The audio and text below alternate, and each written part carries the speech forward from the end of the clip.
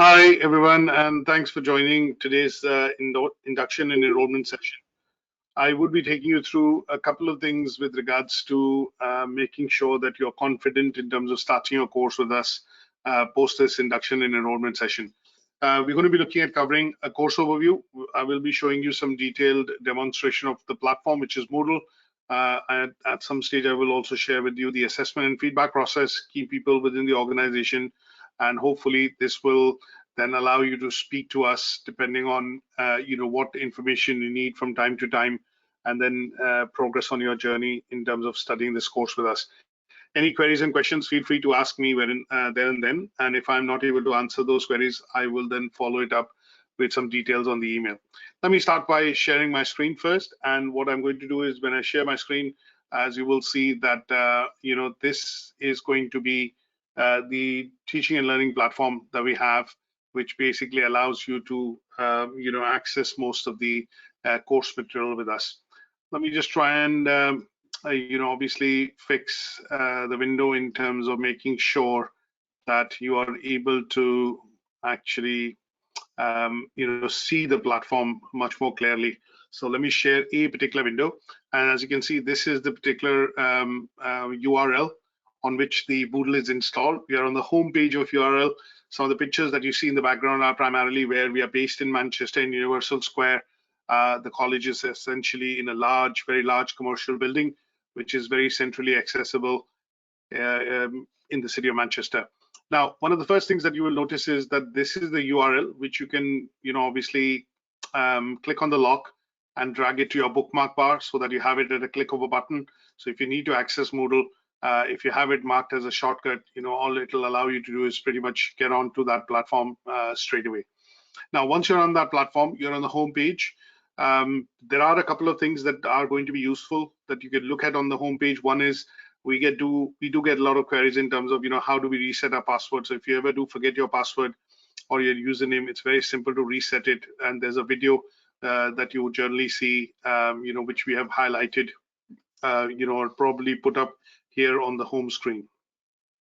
Now, when you look at this particular video, it is going to show you how to reset the password in a couple of ways. I'm not going to be playing the video, but this is something that you can look at should you need and have the need to reset your password at any given stage. Sometimes we use the platform on shared machines. Sometimes we use the platform primarily on our mobile phone and also on PCs or Macs. So obviously there are various ways to be able to reset this, but the process is pretty simple and should not take more than 30 seconds. Very briefly, you're on the top, on the home page, and on the top right-hand side corner, you see forget username and password. If you click on this option, either you'll be asked to enter your email, which is either email address or your username. Now, your usernames on the system are quite unique. So obviously, if you put that in and the email which is associated when this was set up for logins were set up for you for the system, it will straight away send an email link. When you click on that link, it will allow you to come in and reset your password. Now, the second thing that you would see on the home page, which we generally get to see, is primarily, the bit which is related to how to set this up on a smart device. Now, this particular demo is about 35 to 40 seconds long.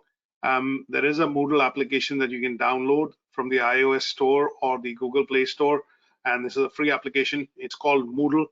It basically is a white colored tile icon with an M and a graduation hat. Now, when you download this particular application, you would be asked three things to be able to set Moodle up. Now, one of the first things that you are going to be asked to basically set Moodle up is going to be, if I just briefly pause this for a second and then show you the three things that you're going to be asked. So if you have to set this on a smartphone or tablet, you would need the URL where the web address of the Moodle is. You would need your username, and then you would need your password. As long as you have these three things, you've downloaded the Moodle app, which is the Moodle app, you should be able to set this up on your smartphone or your tablet and have access to it. I think the advantage there is that when you look at having this on your smartphone and application, the main bit would be that it allows you to have access to the course material. If you're traveling and obviously out and about, then this allows you to essentially use and access the course material on a smaller screen or a different screen.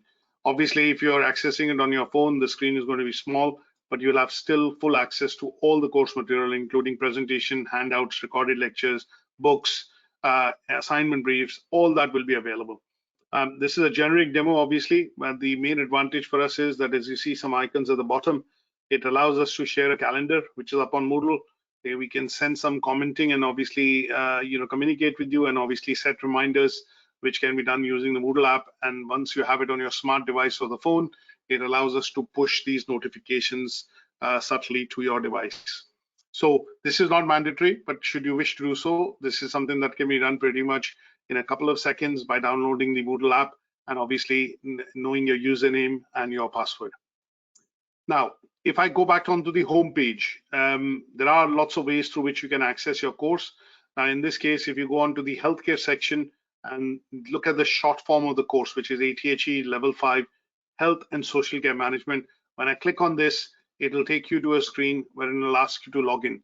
This is one of the ways of doing it. If I just go back first, and what I want to do is today, for the purposes of showing you this demonstration, I'm going to be logging in as the administrator. So you can start by logging in on the top right-hand side corner, which logs you into the platform.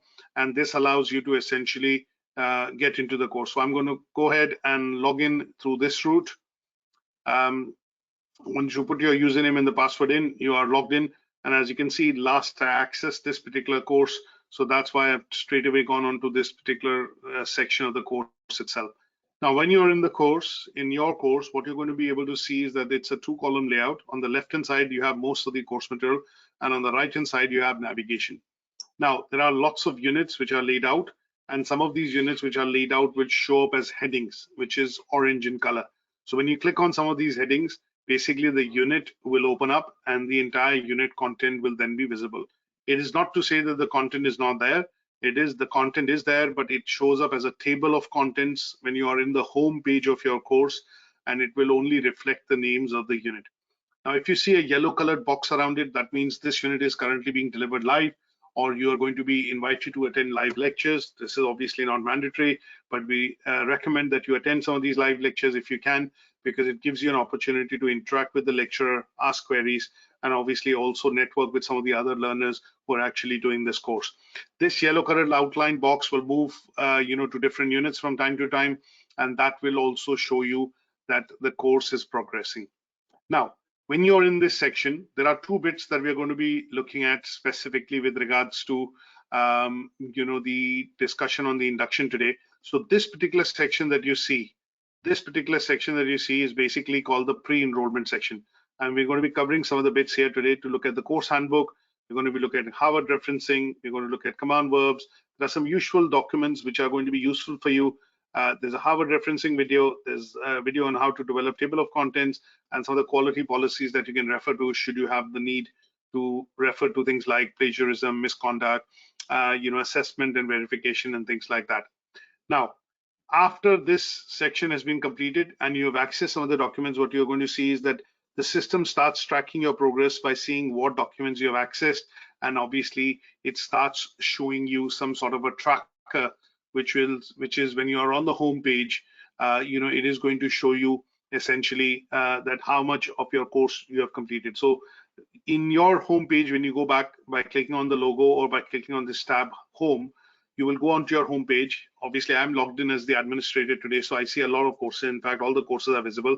But on your side, what you're going to be essentially seeing is one particular tile, which is going to be in the recently accessed courses, and there will be a course overview. And again, that same particular course that you're studying or you're enrolled to study that with UK Versity. Now, once you access this course, it is available as a shortcut in the recently accessed courses. Should you wish to do more courses with us, obviously you would see other additional tiles appearing, in your Moodle platform. Now, once you start accessing the course, what it does is starts tracking your progress. And this is just a subtle way of saying that, you're keeping track of your own progress, and it tells you that, okay, this is how much the course I've completed because you have accessed documents. So it's literally going to just track it from the point of view of you accessing some of the documents with regards to the progress in terms of what you've accessed. Now, when you're on the home page, you will see a calendar. Now, if you hover your mouse over the calendar, sometimes you're going to be able to see what sessions are aligned and what sessions are scheduled as far as the live sessions are concerned. If you want to see that in full, what I would suggest is click on the month, drop down on this particular bit, and then look at the short form for your course, which is Level 5 Extended Diploma in Management for Health and Social Care, and whatever sessions are actually scheduled for this particular course will actually start showing up on this. Now, it does show sessions, and we upload these sessions. This is a dynamic calendar. So obviously what it does is basically pulls in any new updates which have been done by the course coordinators, Aman, Catherine, Victor, Amrita on this, and then obviously it brings them over onto the Moodle calendar. Now, once these sessions are visible, you also see what are called the dial-in codes or codes for you to be able to access some of the courses and these sessions. For example, in your case, I've just updated the calendar right now, as you can see, and then there was a session on the 12th. The next session is on the 19th, and as you can see, when I click on this particular session, it will show me the dial-in codes and pretty much what I need as username and passwords to be able to join this particular session. Now, the other bits on the homepage that you get access to on the right hand side will include things like any announcements, any upcoming events, or any deadlines which are coming through for the submission of your assignments will all be visible on this side. Now, going back into your course from the top, going into the healthcare menu, and then obviously clicking on that, and then basically back into the course. Now, the course has what are called the menus on the top. This is called the breadcrumbs. Now, if I go into a particular unit, what will happen is the unit opens up and the navigation moves to the bottom in terms of left and right. Should you wish to go back to the course homepage, just click on the breadcrumb on the top, and what it'll do is it'll take you back to the full display of the course as a table of contents for you to be able to look at. Now, as you can see, there are some units which are currently hidden. There are two reasons why they're hidden. If you're doing the course with us on an installment or a payment plan basis, finance generally will open up 2 units, and then subsequent payments as they are made for the course will allow you to access the other units. This is only in a very small number of cases. The other reason why some of these units are sometimes hidden is that these units are undergoing an update by the course administrator or essentially by the IT administrator. And the idea there is that we are not a college wherein we make course material once and then obviously make it available for learners. The course material generally is refreshed at least 2 times a year, or ideally about 12 to 16 weeks, because we're delivering this course time and again. And if we do change presentations, if we have a different lecturer delivering it, if there are more additional documents which are more updated, then what you will generally get to see is that they would be the reason why the course is, or the unit is actually hidden. And what you would see is when it comes back live, if there are updates to it, you would see LO1, which is Learning Outcome 1 presentation, and there'll be a hyphen and a new which comes next to it, which would mean that this has been actually updated. And I'll give you an example of this. If I just go back, because we've just started teaching this course in this year as well in January, and if I go into people management, what you're going to be able to see is that if the slides have been updated, like 5.3 Learning Outcome 1, it says new. And then 5.3 Learning Outcome 3, it says new. So basically LO2 new. So these are the reasons why sometimes some of the units are hidden, and that is where the refresh of these units would mean presentations being changed or recordings being updated, so that you're listening in and reading into something which is totally updated and now not outdated as far as the course content is concerned. Now, one of the last things which I want to show you on this system very briefly is that there are different types of documents that you're going to see which are available. So if you see, there are some PDF documents, there are some Microsoft Office documents, and there are some web documents. In some cases, there'll be some folders, and this would mean that at any given stage, when you refer to these documents on Moodle, they will follow a particular order in terms of how they are laid out. And the reason why we have documents as PDF is because they are version controlled. They're generally awarding body documents. They don't change that often, and that's why they are PDF.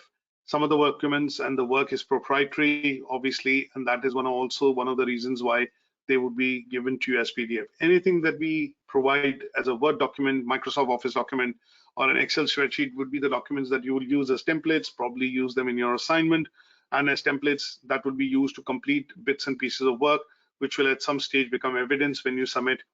to complete that particular unit or achieve that unit. Now, in terms of the layout, any unit that you look at, it follows a particular layout, as far as the unit is concerned. Now, the first document that you would see will always be a unit specification. This is a document that we extract from the learner handbook and the course handbook, which is provided by the awarding organization.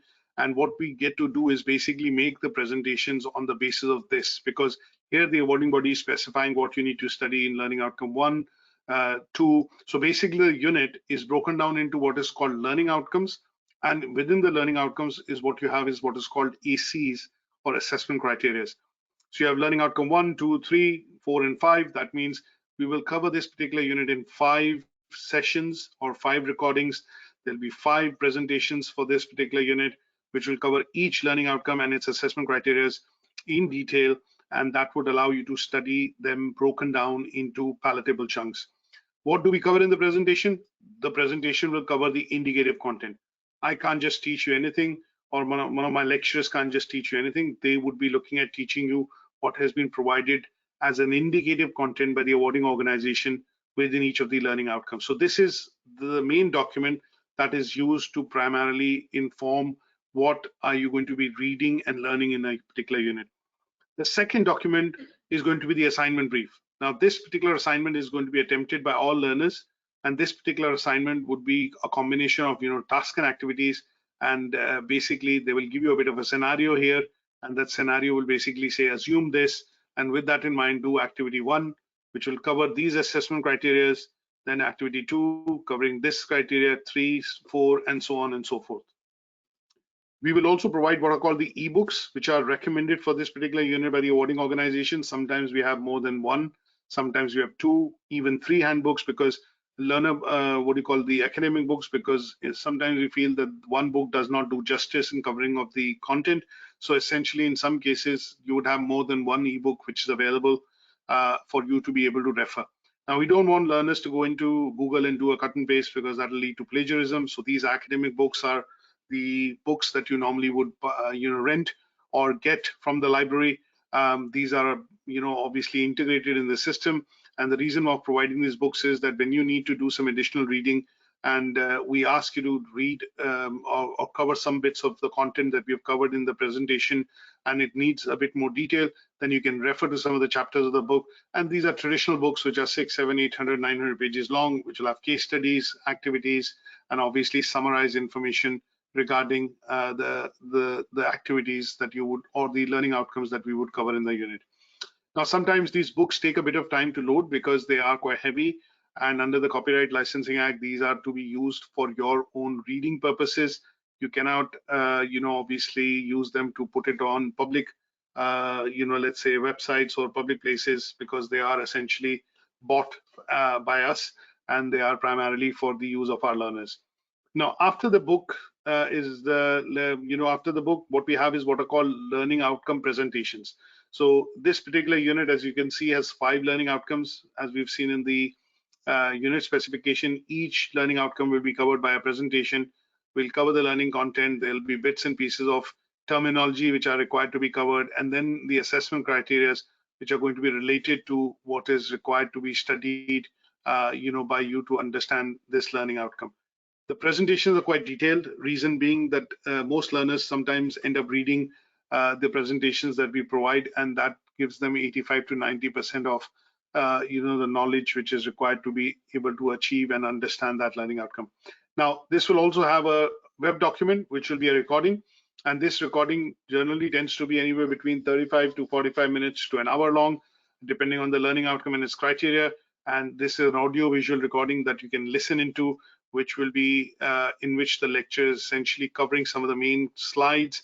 We're not reading the slides, but we are basically taking you through the the contents of the unit and the learning outcome, and the lecture would be giving examples to ensure that you follow that content.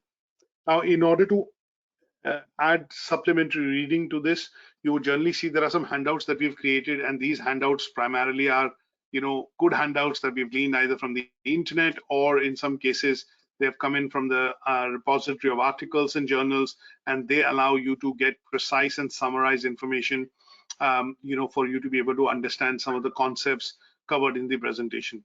Now, not all learning outcomes will have the handouts, but generally, if we do feel that there are bits that we can't cover in the PowerPoint slide, then these would be made available to you as additional handouts. Now, this is the learning outcome 2 presentation. As you can see, they are quite directive in terms of covering the assessment criteria. The slides are quite detailed, and the idea there is to primarily take you through them so that you are able to understand the contents of the learning outcome.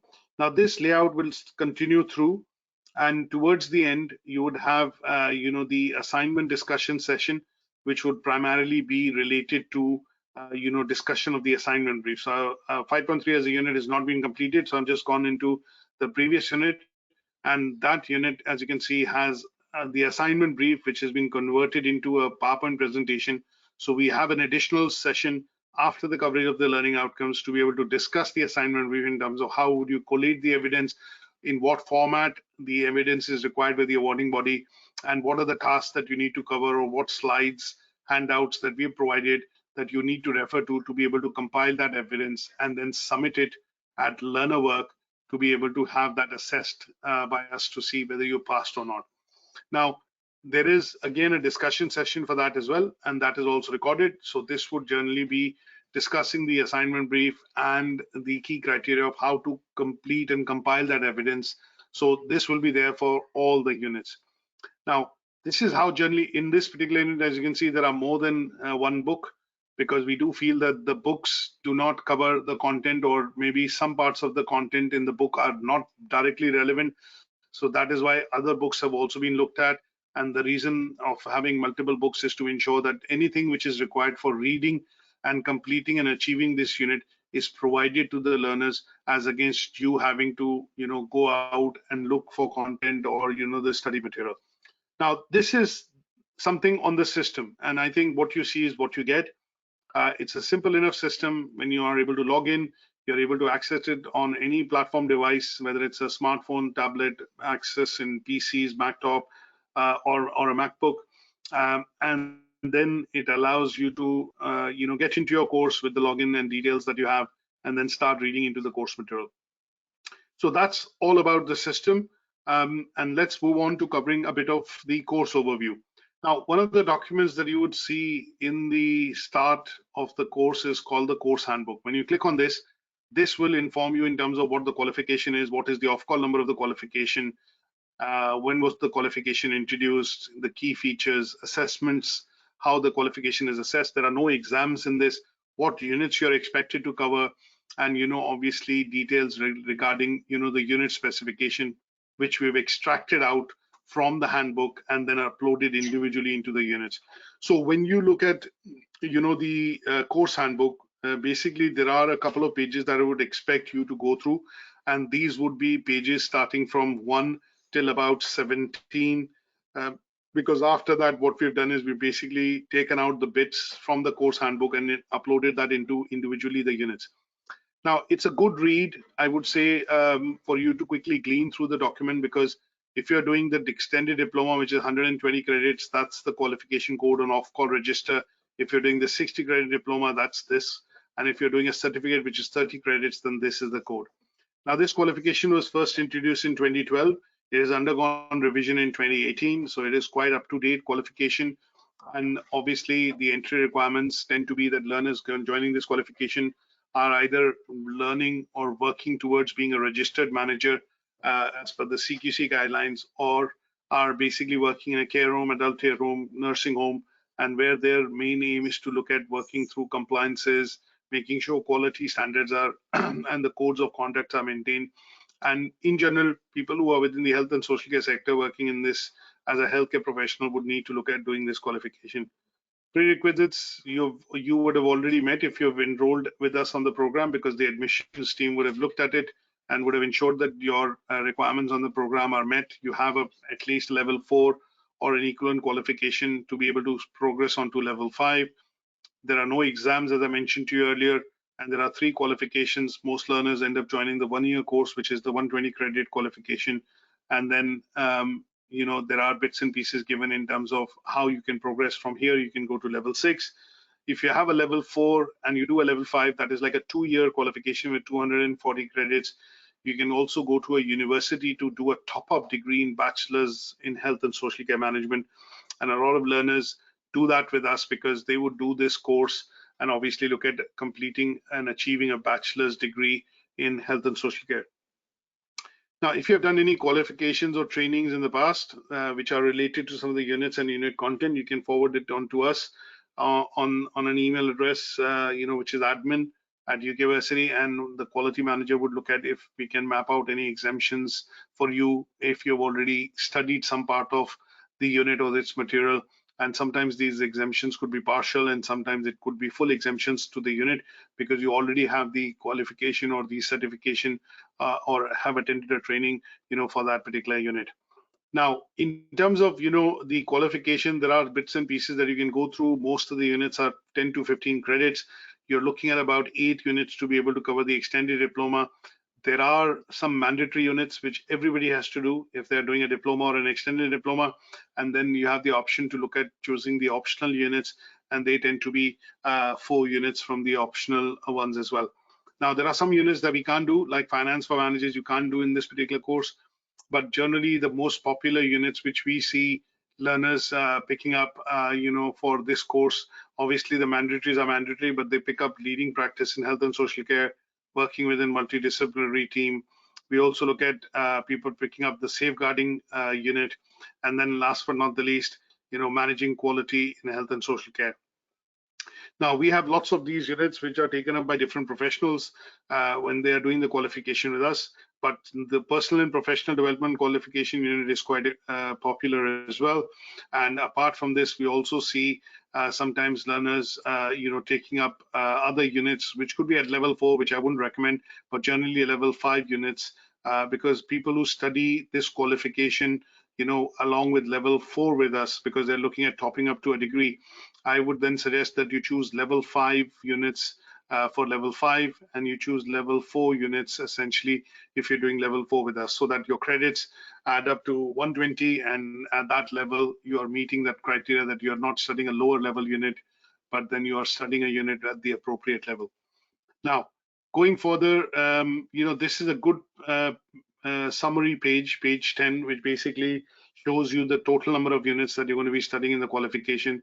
And basis, sometimes if you choose different units, your Moodle configuration, which is given here, can also change depending on, the units that you have chosen. So the IT administrator, Victor, can obviously alter some of the units that you can access depending on what units you've taken up. So sometimes people take up personal and professional development, so that unit would be open. If somebody's keen on taking the health and safety unit, that unit could be open. And in some cases, people take managed sustainability in an organization because of the fact that currently a lot of focus is being put on environment, and this particular sector produces a lot of waste in terms of different things like PPE and stuff. So how do you sustain and run manageable operations if you have the managerial responsibility of running these operations within the organization? And sometimes learners would end up choosing that unit as well. So depending on the units that you choose in the optional, what will happen is the IT administrator would configure the Moodle in such a way that you have access to those units. Now, as I mentioned to you earlier, there is no exam, but the methods of assessment tend to be that in terms of evidence that you need to produce, it generally tends to be a PowerPoint presentation and a Word document, and they are then submitted for the purposes of assessment to the assessor or the tutor. Now, plagiarism or similarity is quite important. So anything over 20% would be sent back to you to say you have to paraphrase and obviously look at rewording some of the text, and appropriate referencing in terms of Harvard referencing has to be done. So obviously you have to make sure that none of your work that you submit at any given stage is actually less than 20% as far as similarity is concerned. So this part is covered under malpractice, and obviously it will be good use to go through some of these pages that I mentioned, and that will allow you to understand the qualification a bit better. Now, this qualification is not graded, so basically you're going to either achieve a pass, and obviously we are not going to let you fail, because when you submit your assignments, we are going to give you feedback, and you have the opportunity to be able to redress. Excuse me. You'll have the opportunity to be able to redress and obviously change bits in the assignment as per the feedback given by the lecturer, and then resubmit it back to be able to achieve the unit. A pass grade here means you're achieving 100% in terms of the assignment. So this is the document which is quite important, which is the course handbook. I would encourage you to go through this in a bit more detail. Just scroll through some of the pages and read about the awarding organization assessment, the criteria for assessment, and some of the bits related to the unit and unit specification. Now, the other bit that I would want to quickly take you through in terms of the induction would be looking at Harvard referencing. Now, when we look at essentially, bringing text or material into our own assignments, what we have to do is we have to reference the material. And this referencing of material has to be done because you need to be able to give credit to the author or the person, publisher, scientists, philosophers, whatever it is, those who have created this original material, and you're using them in your assignment. So you have to be able to give reference to it or credit to them. Now, this particular presentation that we have allows you to refresh and go through what is referencing. So referencing, when you do, we can do referencing in two different ways. You can bring in words or material into your assignment and tasks through books. You can look at bringing through articles and journals, electronic resources. And there are two ways of looking at putting this across in your piece of work. One is you basically look at direct quotes. That means definitions, theories, frameworks have to be brought in as it is, and you cannot change the meaning or alter the meaning of that text. And in those cases, when you copy things as it is, you have to include them in what is called inverted quotes. Now, the other way would be to bring that material by reading it and then writing it in your own words, and that is called paraphrasing. So in this case, you don't need to use the inverted commas to put that material in, because what you've done is you've not altered the meaning of the text, but what you've done is you've read the text and then put it in your own words. And here also you need to be able to reference and give credit to the author. Now, referencing can be done if there is one author or one person responsible for publishing that. Sometimes you have in-text referencing, which is direct quotes of definitions, frameworks, and in those cases, what you also have to do is write the page number of the book from which you are taking them. If there are two authors, we use the last names. If there are three authors, the last name. And if there are more than three authors or persons that you have to give credit to for the material that you're bringing into your assignment, then we use the term ATHE L. So Morrison team, or Fisher and team, or Patton and team, and that's how you write it. Now, when we do referencing in the UK reference system, we use what is called Harvard referencing, because it is also called author date style referencing system. So you use the last name of the author, his initial, and in brackets you put the year in which the material was published, and that's why it is called the author date style referencing system as well. So this presentation essentially takes you through this particular bit, and it would be a good read for you to understand Harvard referencing. Now, very briefly, what I'm going to do is obviously try and show this to you on a document in terms of how to do this when you're using Word. As you can see, I've opened up a particular assignment, not related to this particular course, but the journal assignment. And as you can see, a learner has submitted this piece of work. And in some places, you would see the learner has done some referencing, which is Harvard referencing. So how do we go about doing this referencing? Now, if I in general say, if I have a task, assuming, which basically says, what is health and social care? For a moment, let's assume this is the task and it talks about what is health and social care. Now, how do I go about, writing this? This is, say, task 1. And how do I go about writing it? Now, there are two bits that we can do, a couple of things that we can do. Now, when we talk about health and social care, I can copy the definition of health and social care.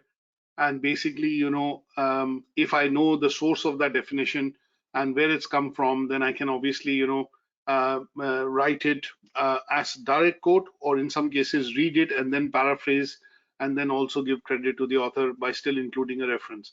So first things first, if I say I know what is health and social care, so I'm going to say as per the Department of Health and Social Care, health and social care is defined as, comma, and because I'm picking up as it is from .gov website, what I'm going to do is primarily, mention this like this. And what I do in this case is, if I have to go about referencing it now, I need to be able to follow, a particular pattern to be able to then reference this particular material. Now, how would I go about doing it? And I want to show you very clearly in terms of how this has been done. So let me just bring across and share the screen with you. So for a moment, if I then, let me just quickly share the full screen. So in this case, what I would do is, for a moment, as I share the screen, what you are going to see is that I have taken this particular definition from the Princess Trust website, and it defines, what is health and social care. And what I need to now do is put a reference here. So how do I do this? I will go into References tab on the top, click and choose the Harvard Anglia referencing system. There are lots of them in the world. So obviously choose Harvard Anglia. And then I have to insert a citation, which is to reference. Now, what is the source of the reference? I've taken it from a website. So I'll choose the website, and here what I would want to do is the name of the web page. I will fill this up, the information as it is required. That's the URL. Now, in which year was this particular web page published? So what I need to do is, sometimes on websites, it's difficult to clean this bit of information, but on certain websites, you would generally see that this is clearly visible and available. So in this case, for example, because I can't see it clearly, what I would do is basically go into a different site to be able to reference this material. So let me try and go into, let's say, the NHS here. And here, what I would do is, we are looking at talking about health and social care. So go into this, and assuming, if I can't find, so as you can see here, this is the details that are mentioned here. So what I'm going to do is, in which year it was published, 2021. I'm accessing it in 2022. Month is January, and today's date is 22nd. Now, who's the author of this particular definition? Assuming it was written by the NHS. So as you can see, the page is showing NHS. What I'm going to do is write NHS here and click OK. Now this, as you can see, would insert a reference here. Now, because I've taken the copied and pasted the definition of health and social care as a term, and it's taken exactly as it is from the website, I have to include this in inverted commas. Now, if I was to write this in my own words, then health and social care as a term is defined as services provided by the state NHS to all the residents in the country, and would be generically, so spelling generically correct, so would be generically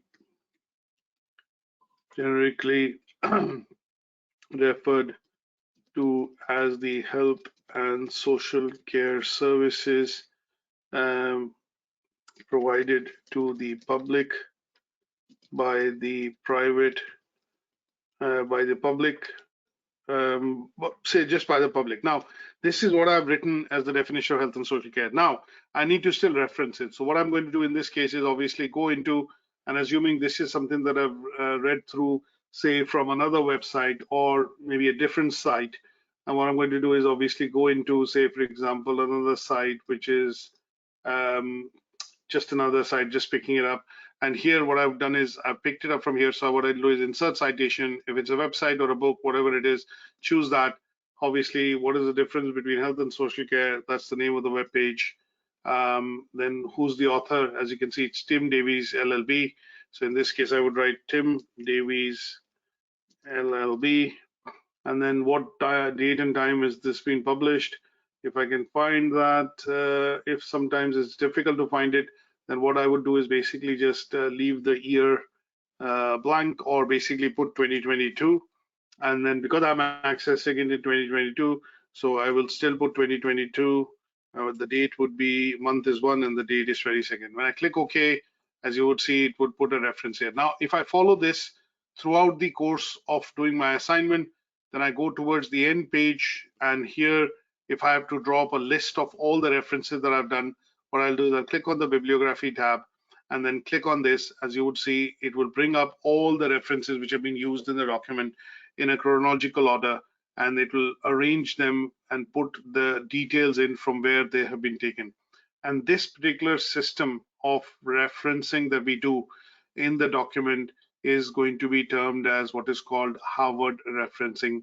And this is what will be required to ensure that when you're bringing in work from other sources, when I say other sources, books, articles, journals, electronic published sources, you need to reference that material, and that referencing has to be done using the Harvard referencing style.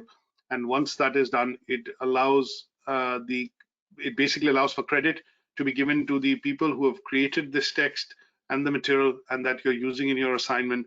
And this allows the work to be also going through the bits of not being similar, because you've given references, you've paraphrased work, and that makes it authentic and allows you to essentially submit this for then for the purposes of marking. Now, if I go back to the Moodle right now, so basically that was about Harvard referencing and how you would go about doing it. Should you wish to look at the Harvard referencing tutorial, there is a bit that we have, which is on the YouTube that you can go to, and you can also go to UK Versity's YouTube channel. So if you type YouTube/UK Versity Online, you'll go to our channel, and obviously there are lots of videos and playlists that we've created. If you want to look at previous sessions and obviously some of the videos and playlist of delivery of lectures that we've done, go into healthcare management, which is your course, and you should be able to see some of these recorded lectures through the YouTube as well. Now, with regards to the Harvard referencing video, we have created a couple of them, and obviously what you could do then in this case would be to scroll down into some of the cases and find the Harvard referencing video, which you can also watch, and that also explains in a bit more detail, like I've explained you, how the referencing is to be done. Now, the other bits that I would suggest is look at the other document, which is command verbs. And this is quite important, is when you start doing your assignment, what you are going to generally see is that there are tasks which are defined by words. And these words essentially tell you what is required to be compiled as evidence within that task. Now, if you know the definition of these words, it allows you to help get the task right first time. It allows you to put in sufficient amount of evidence or material to be able to achieve that task comfortably. And this particular handout is going to be coming in quite handy. There are a total of 26 terms that you will come across as verbs or command verbs, which basically tell you what tasks have to be done across these days assignments. And this is going to be a good, useful handout for you to use as you study and get into the assignments. Now, there are bits and pieces that you've covered, things like the declaration of originality. There are a few bits that I'm also going to send you while I'm doing this particular induction, and they would be basically things related to word count on the assignment, how much to write, how much is too much to write, and things like where to submit the assignment. And when you submit the assignment, the idea there is to primarily also look at submitting a declaration, which would mean that this is your own piece of work, and that allows you to understand that you have not colluded with anybody, you have referenced the material, you have compiled it as per the requirements of the program, and that allows us to go ahead and then mark the assignment. So when I talk about word limit on the assignment, there is a particular email that you will get, which is called the word limit for assignments. And this is something that will give you some idea in terms of how to go about addressing and writing, bits in the assignment, which will allow you to comfortably achieve the task, and there'll be no issues in terms of sufficiency. So in some cases, because the qualifications are not graded, you would also be able to, obviously follow this, because just to give you a bit of an idea, these would be related to asking you to reference the material, look at different command verbs like explain, describe, define, how many words to write to be able to achieve that, and that would be a good, useful handout for you to look at. Now, sometimes we also send you what is called a declaration of originality. email, and this particular email basically, gives you the electronic version of the declaration that you can sign on the the website. And that, if I show you briefly, looks like this. So all you have to do is click on that link when you get it, put your awarding body registration number, choose the course that you're doing. So if you don't find your course here, you can write an email quickly to the ID administrator, and he'll ensure that the units and the course are reflecting. And what we've done is done away with the paper bit, and obviously allowed most learners to be able to submit this to us, electronically. So when you select your particular course, you have to select all the units. Declaration wise, just read this email, write your email, your phone number, sign it electronically, and then submit. And this can be done once, so that all the 8 units are covered and you don't need to submit this again. Now, there are other bits which are important documents in this particular assignment, which I would suggest, in this particular page, that I would suggest that you go through. And if you have any, these are going to be read and respond, some of the documents, and obviously they'll be for your additional information, and hopefully will provide information with regards to you being able to follow the course confidently. There are some bits and pieces of policies that we have uploaded, which we do feel are important. Things like the assessment policy, data protection, equality and diversity, plagiarism, safeguarding, how to complain, what's the student learner agreement, terms and conditions. This is something that you can refer to should you wish to, and they are there in this particular folder, which is called the qualities folder. Now, having covered a couple of bits that we wanted to do in terms of our discussion, what I would like to then do now is basically move on to the last bit. So we've covered course overview, we've done the Moodle demonstration, we've looked at how the assessment and feedback or the Harvard referencing system works. So I'll move you now to the assessment and feedback. And this as a process is quite important. So I'll go back to the same document that we had and we were referring to. And what I'm going to do is basically show you how the feedback and assessment process actually works. So let me just quickly go back and share a document with you, just a sample assignment. And once you see the assignment, what happens is, how do you submit this work? When you submit this work, what you're going to be doing is basically sending us an email. Let me just switch you back quickly with regards to one bit which I want to mention. So how and where do you submit assignments? So assignments are submitted to this mailbox, which is called learnerwork@ukversity.co.uk. Now, this is an intelligent mailbox. It clearly knows which lecturer, which tutor is teaching what unit. When you send an email to this mailbox, it will give you an acknowledgement, which will say that, okay, your work has been received, no mail gets lost, and everything gets, logged at our end.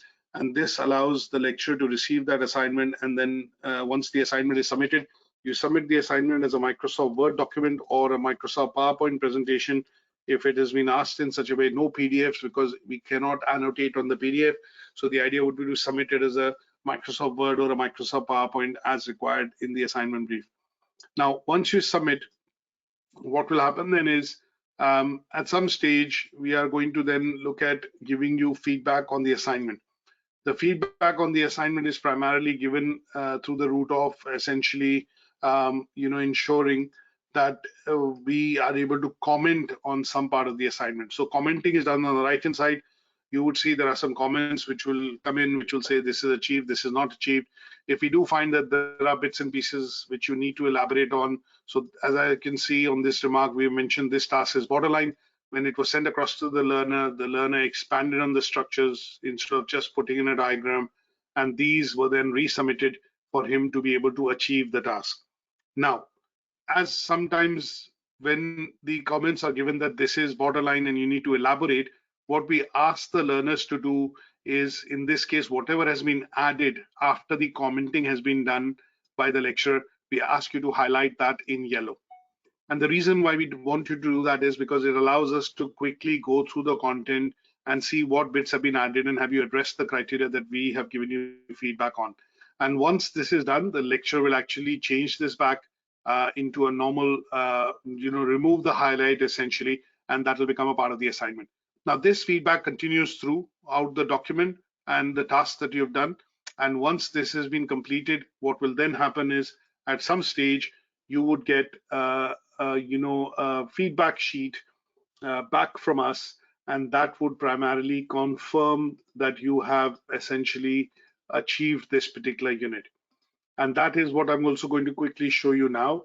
So the second bit that you receive after the assignment has been marked is what you will receive this along with the annotated document, this cover sheet, which will say what tasks you've achieved, what tasks you've not achieved, and why you achieved this task, and it will be signed off by the lecturer awarding the final grade. Now in your qualification, because it's only pass, so the final grade is going to be pass. If there were reasons that you were required to resubmit some parts of the work, and obviously it was then achieved in the subsequent attempt, so obviously what that means say here is yes, it was required to be resubmitted, and that's why you've now achieved the unit. So this particular sheet, which is called the front cover sheet of the summative feedback, along with the annotated Word document, is also sent back to you, and this is for your record to say that now you have gone ahead and obviously achieved this particular unit. Now, we also scan your work, for plagiarism, and if we do find that bits and pieces of the work are not meeting the criteria, then in those cases, what you are going to see is that there is going to be a plagiarism report, and then if I show you that, that report is also going to be shared with you, so that you know exactly where you have to do paraphrasing, where you have to do, essentially rewording or paraphrasing has to be done, referencing has to be done. As you can see, the tolerable limit is 20%, but this assignment is 29.6.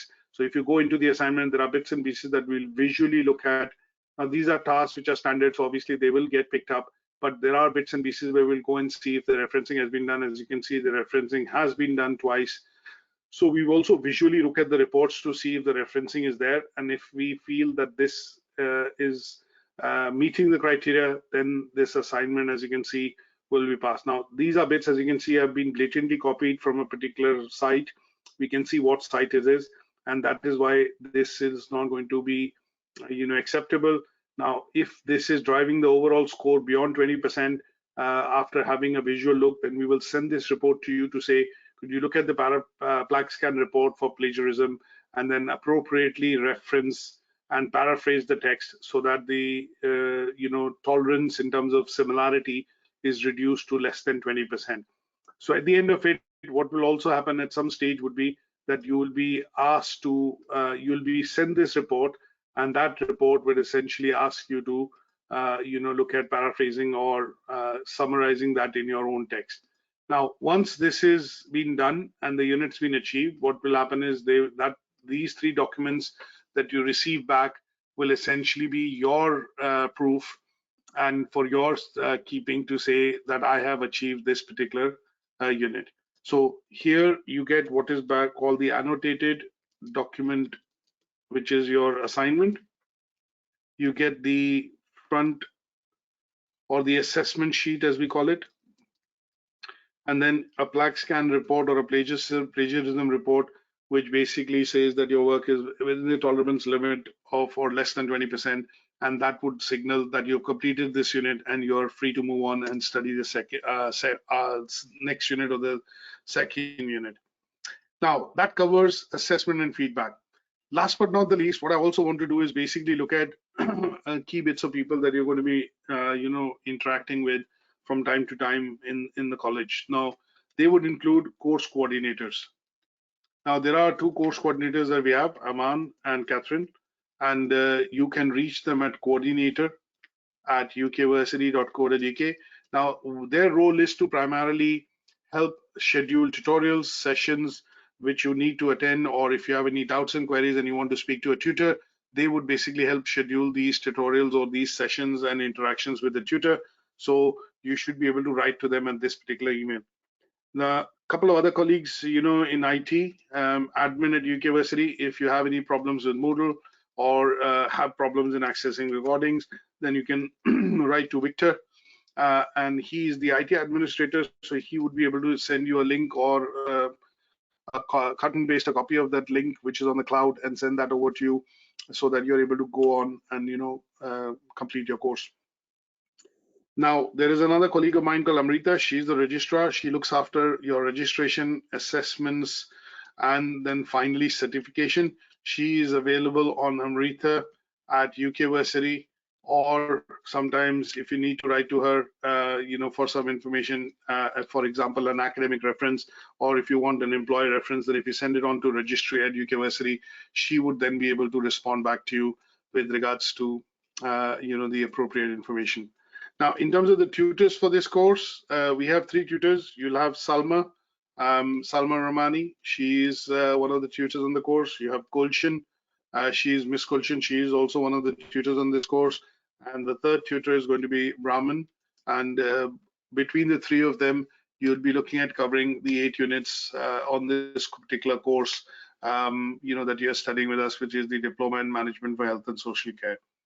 Now, you can reach us, and if you have any queries, for example, for the units or the contents of the unit when you're studying, if you email learner work, because this mailbox is a shared mailbox, so any email that you have any query, question on with regards to the unit learning outcome you're studying, if you send it across, you are bound to get a response within a couple of hours, as against, individually when you send emails to different lectures, because sometimes we monitor different mailboxes and that is why responses get delayed.